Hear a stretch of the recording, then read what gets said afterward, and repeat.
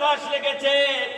মসজিদের ইমাম সাহেবের কাছে নিয়ে যাওয়ার পর জিজ্ঞাসা করছে, হুজুর আমার বাচ্চা শুধু মাদ্রাসার দিকে যায়, মক্তবের দিকে যায়, স্কুলের দিকে যায় না।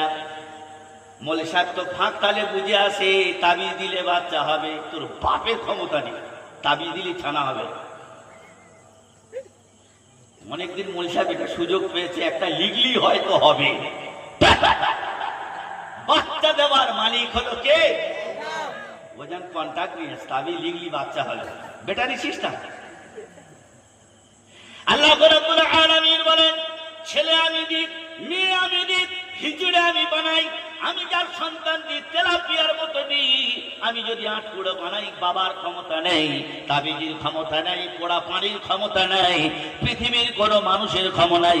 বাচ্চা দেওয়ার মালিক আমি, আমার তরফ থেকে আছে, পৃথিবীর কোনো বান্দার কোনো হাত নাই।